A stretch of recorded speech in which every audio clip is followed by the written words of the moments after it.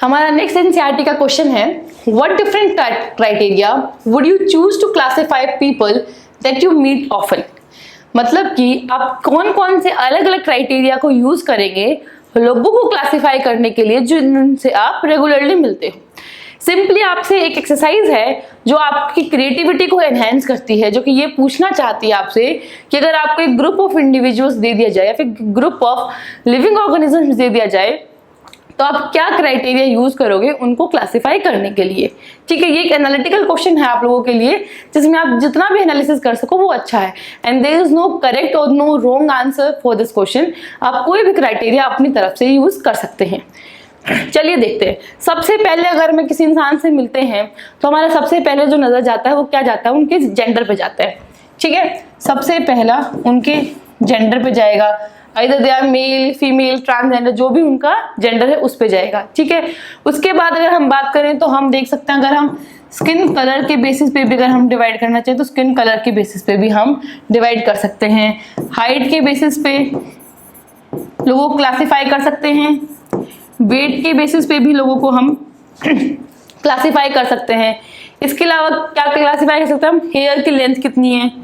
ठीक है, hair length जो है वो कितनी है, और ये सारी क्या है हमारे पास क्वांटिटेटिव कैरेक्टर्स हैं। अगर हम क्वालिटेटिव कैरेक्टरिस्टिक्स की बात करें या फिर क्वालिटेटिव क्राइटेरिया की बात करें तो उनका हम बोल सकते हैं कि टोन कैसी है, बात बोलने का तरीका कैसा है, हाई पिच में बोलते हैं, लो पिच में बोलते हैं। ठीक है, जो काम बिहेवियर है, एग्रेसिव बिहेवियर है, वो भी हम एनालाइज कर सकते हैं।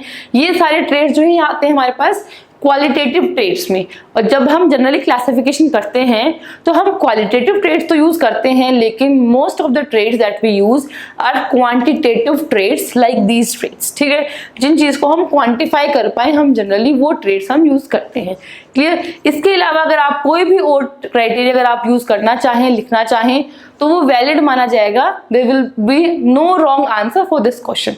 ठीक है, अब इसको अगर आप एक्सप्लेन करना चाहो, अगर ये क्वेश्चन मान लीजिए आपसे 2 मार्क्स में पूछा गया है तो आप जस्ट सिंपली इसको लिख के इन पॉइंट्स को बता सकते हो, इनको 1 लाइनर में एक्सप्लेन भी कर सकते हैं।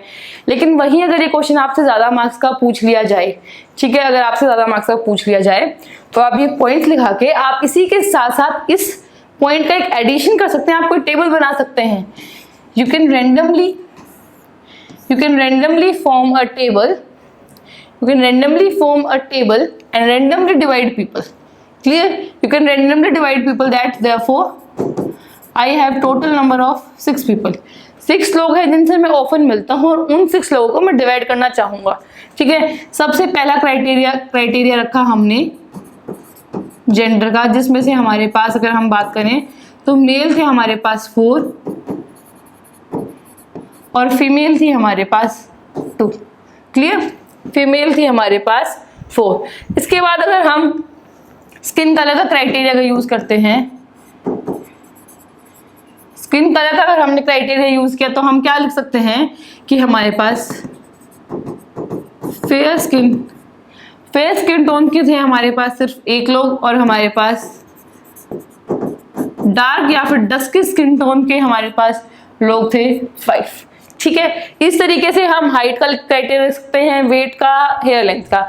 इसके अलावा आपके पास जितने भी क्राइटेरिया अगर आप सोच सकते हैं वो सारे के सारे क्राइटेरिया आप लिख सकते हैं। इस टाइप की टेबल जो है वो आप बना के आंसर कर सकते हैं आपके एग्जाम में। Is that clear?